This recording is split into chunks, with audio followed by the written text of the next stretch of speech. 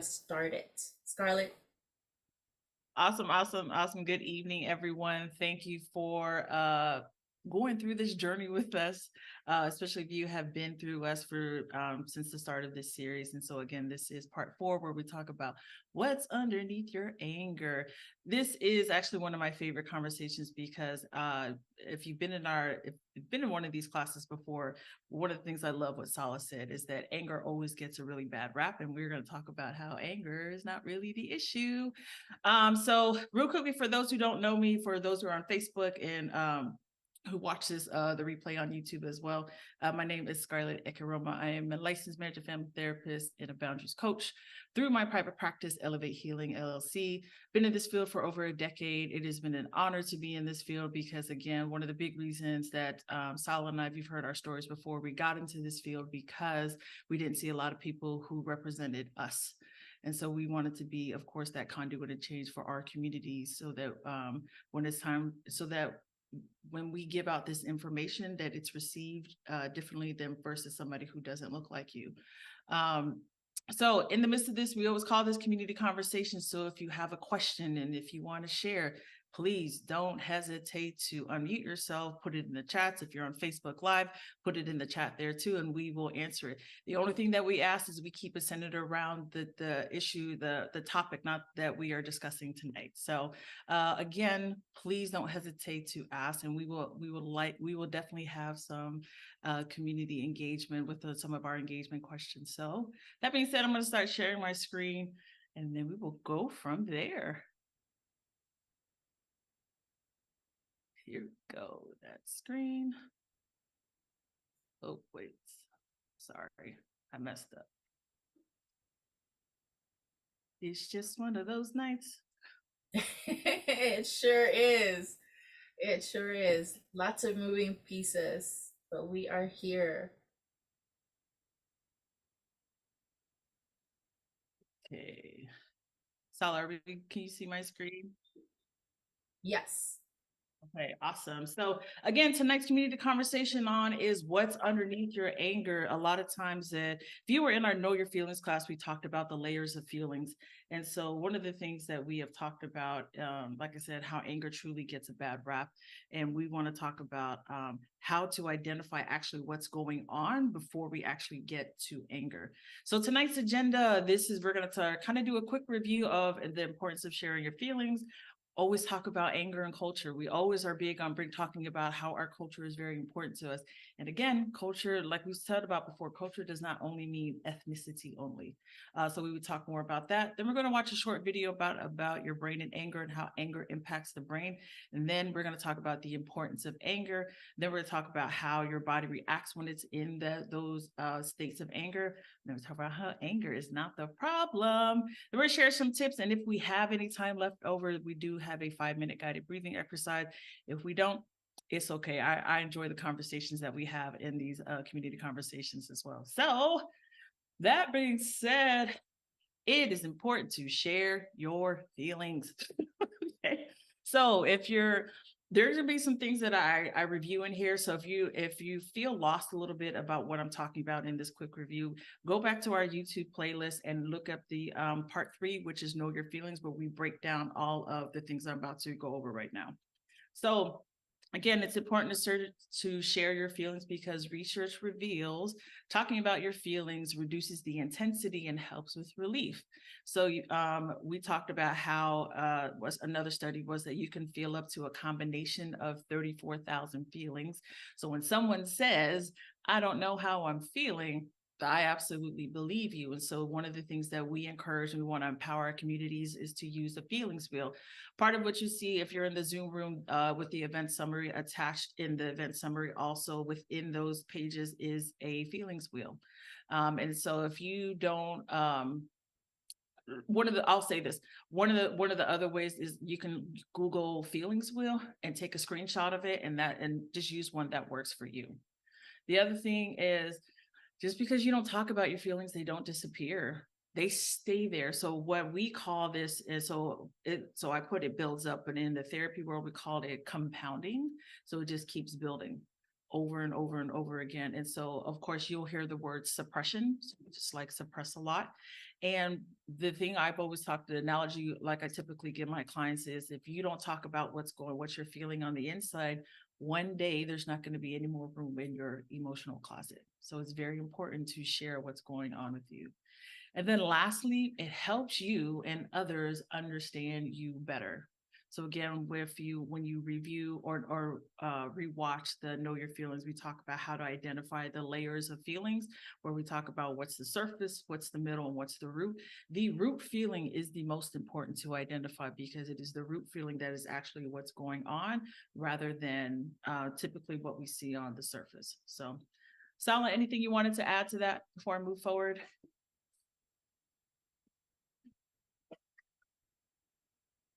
You're still on mute.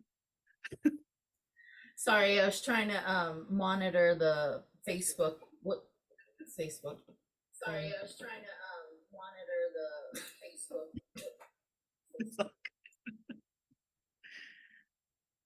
Awesome. So yeah, but okay. So again, this is part of the reasons why we talk about why it's important to share your feelings, because again, my biggest thing is in this space is if you don't talk about them, they don't go away. So next, I'm gonna talk about anger and culture.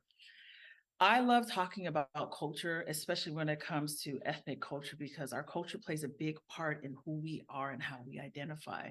And a lot of the things that we learn is what we call subconscious behaviors. And so it's like some of the things that we don't really pay attention to, like, but we observe a lot of the behaviors that we see, and we kind of make it our own thing. So when it comes to anger, so the question is, how is anger viewed culturally by your family and by your friends? So that is the question for tonight. So if anybody wants to put it in the chat, or anybody wants to unmute and share, please don't hesitate to. Or Stella and I will take over because that's what we do. Stella, do you want to start out with how for you? Yes. So yeah, I think like in the previous classes, I've always shared about how with anger being viewed culturally in the Samoan culture was mainly towards like, for example, as a kid growing up, you know, it's almost like you weren't allowed to be angry, or it was considered disrespectful. And that's another feedback that we got from, you know, from people that we've done this community conversation with, is that anger is something that was like, if kids were to get angry or express anger, it'd be considered disrespectful. So then the message I think that sends to the young people or the kids growing up in a culture is you can't be angry, or if you are angry, you just got to keep it to yourself and don't express it. Yeah, and it's because I used to work in schools, that was one of the things that I would just see kids just come just so upset and angry. And so there's so many things that go under that. And I'll just share for me, one of the things, just to add on to what Sala was saying, for me growing up, what I learned was that it was, as a woman, it was more acceptable for a man to express anger, feelings, emotions. But if I did the same thing, it was met with a lot of turmoil.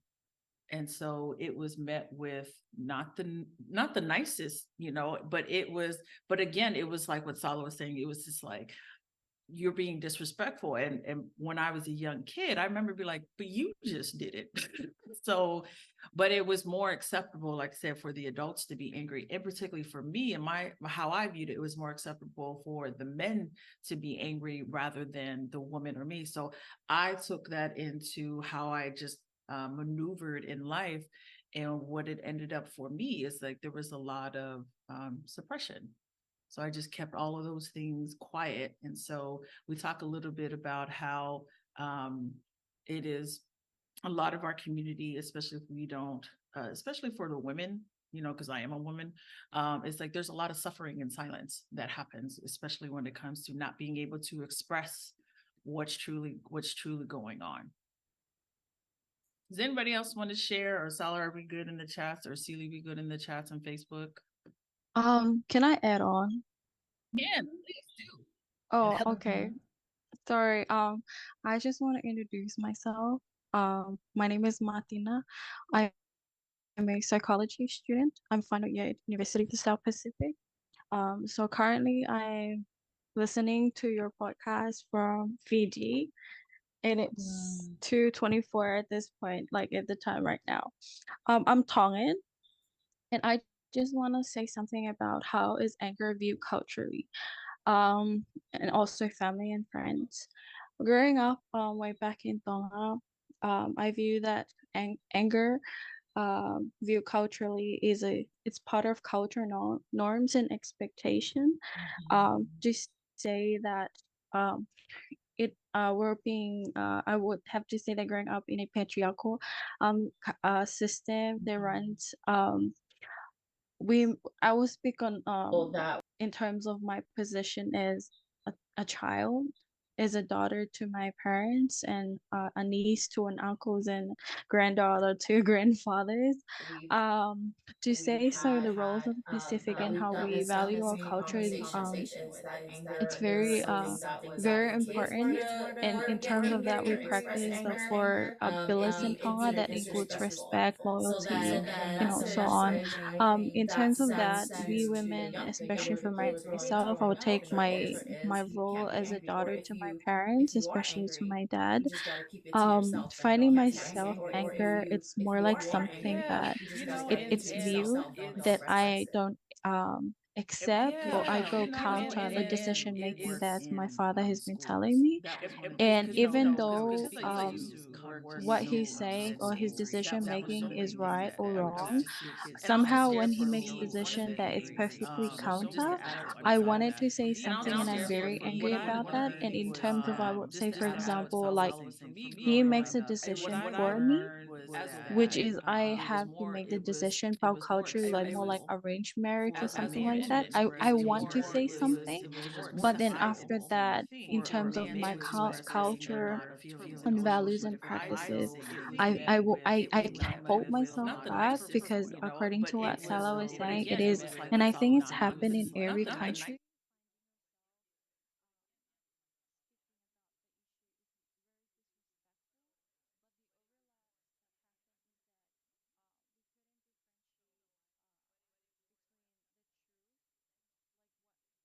What we feel in our culture,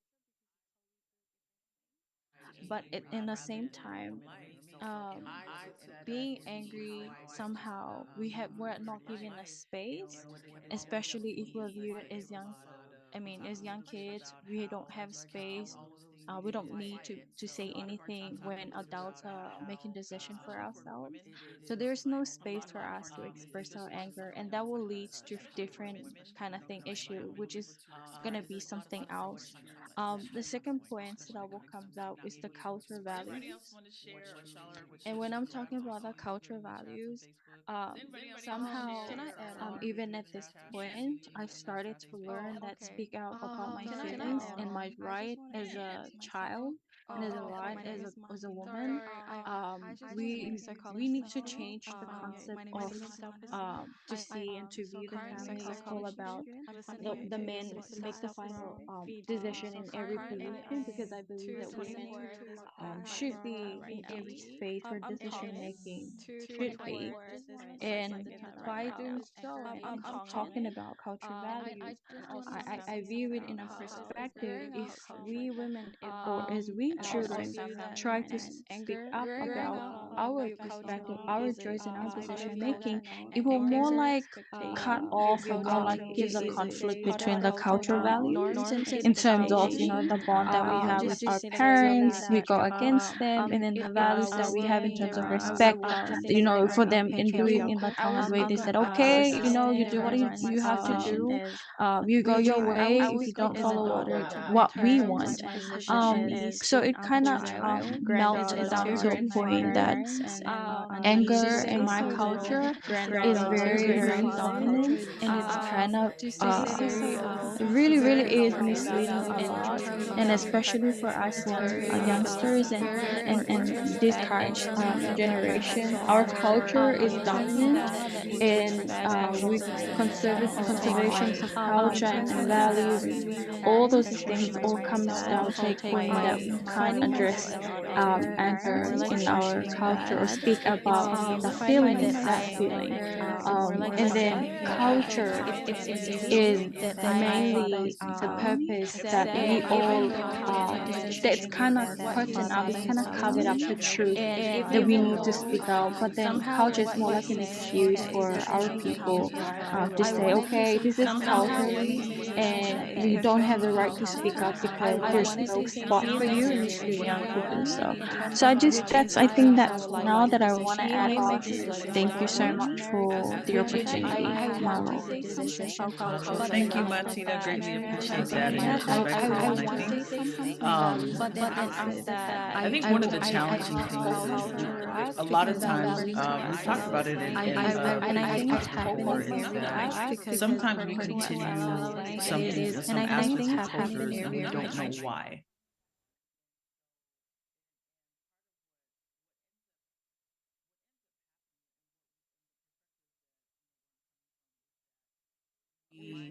It's what's the reason we continue something that we know a lot of times doesn't work, and it's instead of if okay, it's okay to be angry, which we'll talk about. It's just like, how do we add on to that and not do the same things that doesn't work? Because the unfortunate thing is, what happens is we see our Pacific Islanders in our offices talking about all the things that impact them about being silenced, suppressed.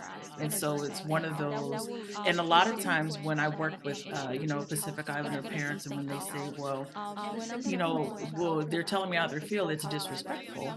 So I asked them, I said, is it really disrespectful, or are you uncomfortable? And they're like, oh, I'm uncomfortable because I don't know how to do that. We didn't do that growing. We didn't talk about how we were feeling growing up. So we really talk about actually defining what disrespect actually looks like versus what they're used to hearing. Because it's somebody shares their feeling or their anger, and then automatically it's disrespectful. Now, I will say, anger is not the issue; it's the behavior that you do, which we'll talk about in there as well. So, again, Martina, thank you for sharing your perspective, and I greatly appreciate it. Sala, did you have a response to Martina? No, sorry folks. So if you're tuning in from Facebook, I think there's like so much feedback that we're trying to work on that right now. But I'm gonna see if Steve can post the Zoom link on Facebook, or those of you tuning in from Facebook, just hop on over to the Zoom so you'll get a clear computer connection. We're getting a lot of feedback from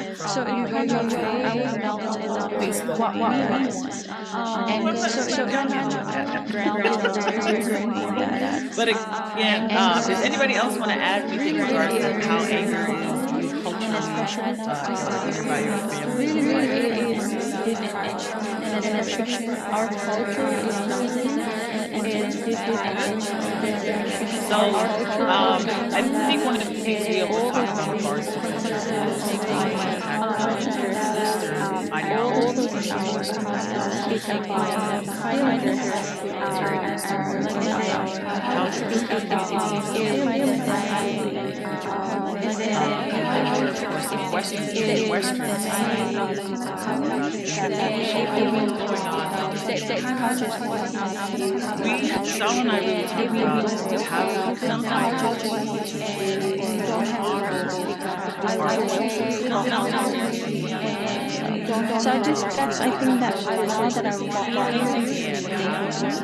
So I think that now that I one of the things if you actually hear